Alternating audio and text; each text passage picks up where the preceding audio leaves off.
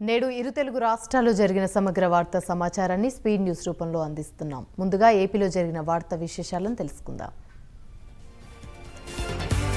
TDP అధినేత చంద్రబాబుతో YCP MLA Parthasarathi నేడు సమావేశం కానున్నారు. పెనుమలూరు నుంచి ప్రాతినిధ్యం వహిస్తున్న పార్థసారథి టీడీపీలో చేరతారని గత కొద్ది రోజులుగా ప్రచారం జరుగుతుంది. ఆ ప్రచారాన్ని నిజం చేస్తున్నట్లుగా ఆయన టీడీపీ నేతలకు టచ్లోకి వెళ్లారు. ఆయన మరోసారి పెనుమలూరు నుంచి పోటీ చేయడానికి సిద్ధమవుతున్నారని పార్థసారథి అనుచరులు ప్రచారం చేస్తున్నారు. చిత్తూరు జిల్లా పుంగనూరులో బీసీవై పార్టీ ధర్మ పోరాట సభ రేపు జరగనుంది. ఇక సభ ఏర్పాట్లపై బీసీవై అధినేత బోడే రామచంద్ర యాదవ్ పరిశీలించారు. ప్రతిసారి సభను ఏర్పాటు చేసే సమయంలో పోలీసులు ప్రతిపక్ష పార్టీలు ఆటంకాలు సృష్టిస్తున్నాయని రామచంద్ర యాదవ్ ఆరోపించారు. ఎలాంటి అడ్డంకులు వచ్చినా సభను విజయవంతం చేస్తామని ధీమాను వ్యక్తం చేశారు. అధిష్టానం ఆదేశిస్తే ఆళ్లగడ్డ నుంచి పోటీ చేస్తానని టీడీపీ నేత ఏవి సుబ్బారెడ్డి ప్రకటించారు. ఒకవేళ ఆళ్లగడ్డ సీటు అఖిలప్రియకు కేటాయిస్తే తాను సహకరించబోనని ఏవి సుబ్బారెడ్డి తేల్చి చెప్పేశారు. అలాగే 2 రోజుల క్రితం వివాదాస్పద పోస్టర్లు అంటించిన వారిపై కేసు నమోదు చేసి బాధ్యులైన వారిపై కఠిన చర్యలు తీసుకోవాలని పోలీసులకు కోరారు.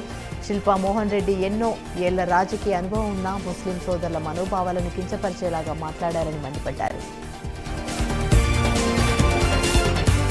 తిరుమల శ్రీవారిని ఎమ్మెల్సీ డొక్కా మాణిక్య వరప్రసాద్ దర్శించుకున్నారు. ఉదయం నైవేద్య విరామ సమయంలో శ్రీవారిని దర్శించుకుని మొక్కులు చెల్లించుకున్నారు. వీరికి ఆలయ అధికారులు ఘనస్వాగతం పలికారు. తిరుమల శ్రీవారిని దర్శించుకోవడం చాలా సంతోషంగా ఉందని అన్నారు. తన టికెట్ విషయంపై సీఎం జగన్ నిర్ణయమని తెలిపారు. 15 ఏళ్లుగా తనకు సహకరించిన కార్యకర్తలకు ఎంతో రుణపడి ఉంటానని మంత్రి జయరాం అన్నారు. మంత్రిగా తాను ఏనాడు గొడవలకు ప్రోత్సహించలేదన్నారు. తాను కర్నూలు ఎంపీ టికెట్ జేబులో పెట్టుకుని వచ్చానని తెలిపారు. కార్యకర్తల అభిష్టం మేరకే నడుచుకుంటారని హామీనిచ్చారు. కార్యకర్తల నిర్ణయం మేరకే తాను నడుచుకుంటానని, తనను ఎంపీగా వెళ్లమంటారా లేదా అనేది వారే తేల్చాలన్నారు.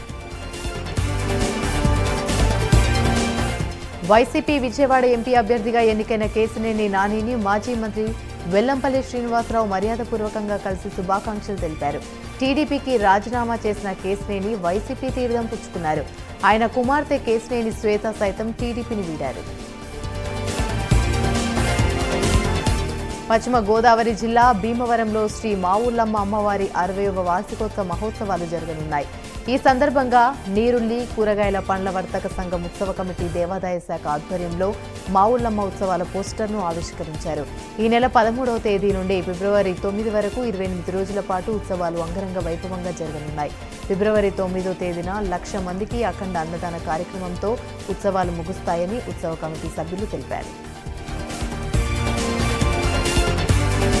తిరుపతి జిల్లా చంద్రగిరిలో నారవారిపల్లెలో జరగనున్న సంక్రాంతి సంబరాలు అంగరంగ వైభవంగా జరగనున్నాయి. ఈ సంబరాలకు నారా నందమూరి కుటుంబ సభ్యులు చేరుకున్నారు.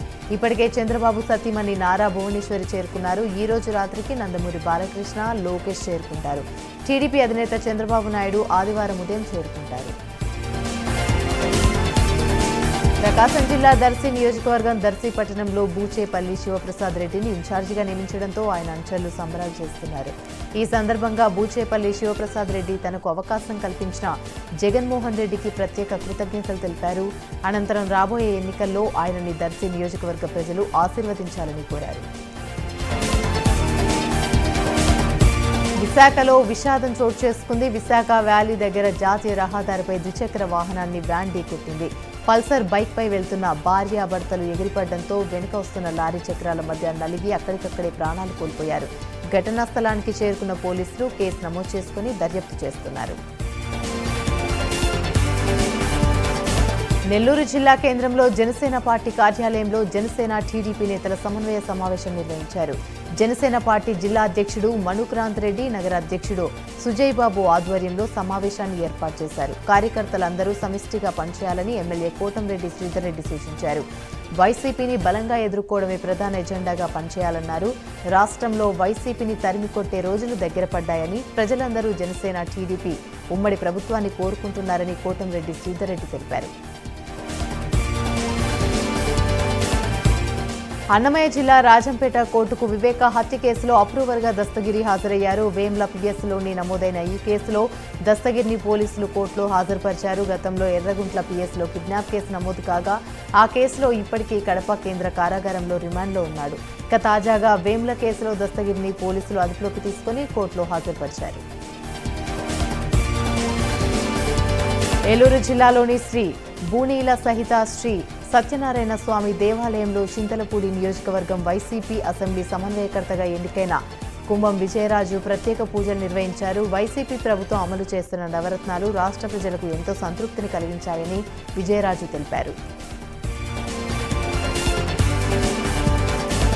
విజయవాడలో పర్యటించిన మంత్రి రోజా సంచలన వ్యాఖ్యలు చేశారు. రాష్ట్రాన్ని అప్పుల ఊబిలో నెట్టిన వ్యక్తి చంద్రబాబు అని రోజా వ్యాఖ్యానించారు. పచ్చకామర్లు వచ్చిన వారికి లోకమంతా పచ్చగా ఉన్నట్లుంటుందని, చంద్రబాబు వైఖరి అలాగే ఉందని మండిపడ్డారు. డబ్బులకు టికెట్లు అమ్ముకునే వ్యక్తి చంద్రబాబు అని ధ్వజమెత్తారు.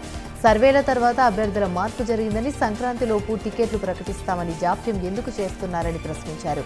అన్ని పార్టీలతో కలిసి చంద్రబాబు వచ్చినా జగన్ను ఏమీ చేయలేరని ధీమాను వ్యక్తం చేశారు.